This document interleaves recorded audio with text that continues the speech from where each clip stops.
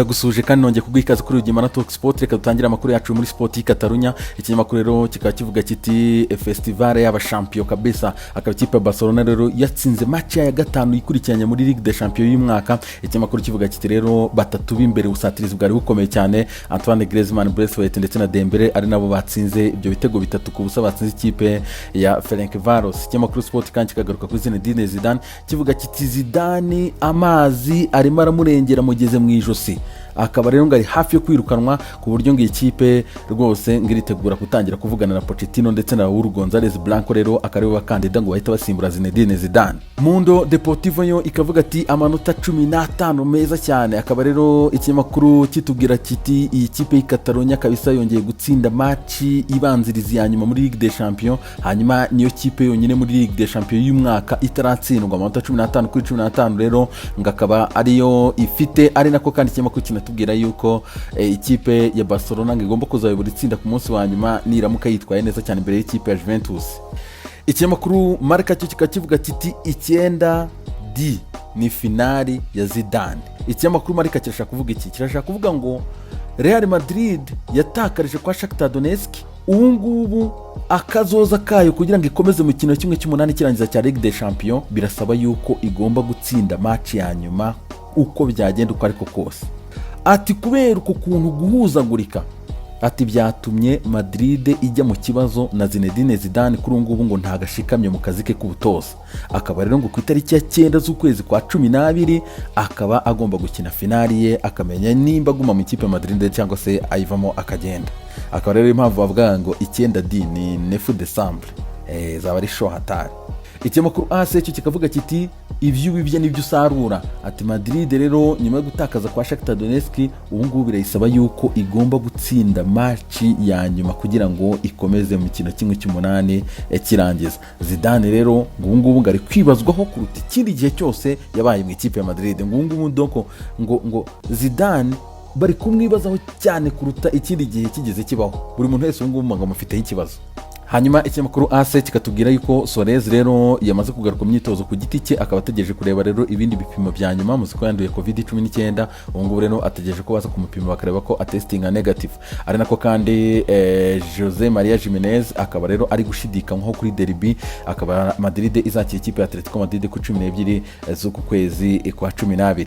Ikinyamakuru L'Equipe cyo kikaba kivuga kiti Monopole d'Iker. Sinzi ukundi busobanura ibintu mu Kinyarwanda. Niko kuvuga ngo doko monopole ni kuvuga ngo monopole tiva, reka nkubwire wenda bakora kubikoresha cyane muri terime y'ubucuruzi. Doko no kuvuga ngo umuntu yafite monopole ku bucuruzi, ni kuvuga ngo nimba nk'umuntu tuvuge wenda azana urugero wenda nk'iki harya nkunda kurya iki makaroni, noneho akaba hari wenda makaroni runaka, ubwoko bwa makaroni bakavuga ati uyu muntu ni uzihagarariye mu Rwanda. Uvuga ngo ntihagire undi mucuruzi ari wese uzibeshya gukora kuri izi makaroni wenyine ugomba kuzicuruza mu Rwanda. Icyo gihe umuntu aba afite monopole. No uvuga ngo Paris Saint-Germain yakoze monopole y'umutima w'abaparisien. Niyo kipe yonyine wagakunze ntugire indi bibangagikanya nayo. Akaba rero ari nyuma yuko iyi kipe ngo rimwe na rimwe igitenguha rwose ibintu bikagarukira ku kagozi ka nyuma, ariko ngo Paris Saint-Germain yatanze ibyo ifite byose itsinda ku kibuga cya OT. Hanyuma Neymar na bagenzi be rwose ngo ibintu ubu ngubu babifite mu ntoki, qualification ubu ngubu kabisa ngo iri mu ntoki zabo. Ikinyamakuru L'Equipe rero kivuga kiti akazoza kabo ni Burayi ntubabwira ibindi. Ati bari babirimo bashyize hamwe bakomeye hamwe n'impano zabo zirivugira, bakora ibishoboka byose batsindira i Manchester. Ubu akazoza kabo kari mu biganza byabo muri Champions League ku mugabane w'Uburayi. Ikinyamakuru L'Equipe gikomeza ngahara kitwereka amaflop ndetse kitwereka n'abakinnyi bitwaye neza, ariko ngiye ndirebera ku maflop gusa n'impamvu cyatanze. Ikinyamakuru L'Equipe kikavuga ko umutoza wa Man United Ole Gunnar Solskjaer cyamuhaye amanota 3 nawe yabaye flop y'umukino. Kubera iki?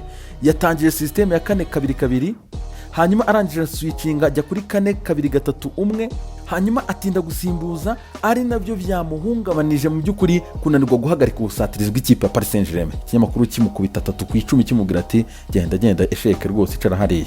Ikinyamakuru L'Equipe kigakomeza kuri Martial kimukubita 3-10 gisobanura n'impamvu. Ati uyu nguyu yagize uruhare mu gitego cya mbere turabyemera, yateye shot umuzamu awukuramo, hanyuma uza kugarukira Bisaka awugarura kwa Rashford arikuramo umukwaju, barawudeflectinga batereka mu izamu, igitego cya mbere ku munota 32 yakigizemo uruhare. atariko yagaragaje intege nke cyane ku munota 49 arata igitego wenyine imbere y'izamu, ku munota 57 arata ikindi gitego ari kuri shoti Marquinhos araboroka awushyira hanze. Ati byaje kurangira ku munota 79 asimbuye na Mason Greenwood. Hanyuma uyu mugabo ntiyagize match nziza cyane, yagize match mbi, bamukubita 3-10. Ikinyamakuru L'Equipe kigakomeza kivuga kiti undi muntu wo guhabwa amanota makeya cyane ku ikipe ya Man United bamwita Victor Lindelof, kigatanga impamvu. Ati buretse ko nta mahirwe yagize muri iyi match, Mbappé ari kwishoti arawudeflecting umupira awukoraho ahita wiparisiriza Neymar amemenamo igitego. Ati hari nta mahirwe makeya. Atari ku munota 17 Neymar yamubyinishije, atamuhagarara imbere agenda mukora utuntu ngira ngo akwana mwakabonye ku munota 17. Hanyuma ku munota 91 kiriya gitego yakigizemo intege nkeya cyane, ntago Neymar yari kugitsinda, yaza kubura mu defenseur uri sharp. Ikinyamakuru kikavuga ati nawe ukubitwa 3-10. Kikagenda kuri flop ya Paris Saint-Germain, umukinnyi witwaye nabi cyane kabisa akaba ari Moise Kean. Kikaba kivuga ati Moise Kean bamuprefeye nk'umuntu uza muri system kugira ngo aze gufasha, kuko yaje ubundi mu mwanya wa Di Maria yagomba ko kubanzamo.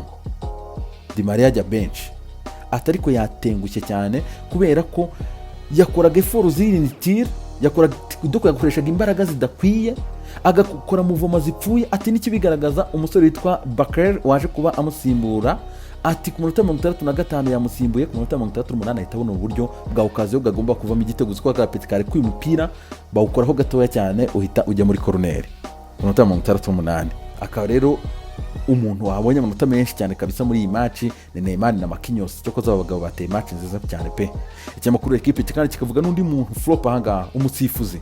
Kikavuga ati umusifuzi yabaye flop nyuma yuko yananiwe kubona ku munota wa 17 uyu mugabo witwa Fred akubita umutwe Paredes. Akavuga ati ni gute atatanze ikarita y'umutuku uriya mugabo yahuzaguritse muri match. Cyo koza umusifuzi kimukubita 3-10, nanjye namukubita 3-10 nta kigenda.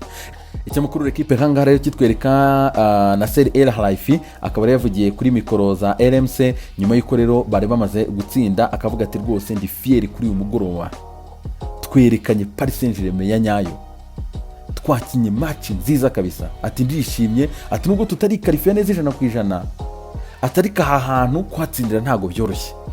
Ati rero kuba tubikoze inshuro ebyiri zikurikiranya tuhatsindira, ati biragaragaza yuko dukomeye cyane. Mugabo yishimye cyane na Nasser El Khelaifi. Ikinyamakuru Daily Express mu gihugu cy'Ubwongereza kikavuga ati kabisa twatengushywe na Fred, ati Man United birayisaba kuzajya ku kibuga cya Leipzig ku munsi wa nyuma gushakirayo rezilita. Ikinyamakuru Daily Star kikakomeza kivuga ko Fred yateje umubabaro. Hanyuma ikinyamakuru kandi kimwita flop, kikanavuga ko amakosa ari aya Organ Solskjaer kuko yakagombye kuba yamuhaye amabwiriza briefing muri half time, yagombye kuba yagize ijambo amubwira.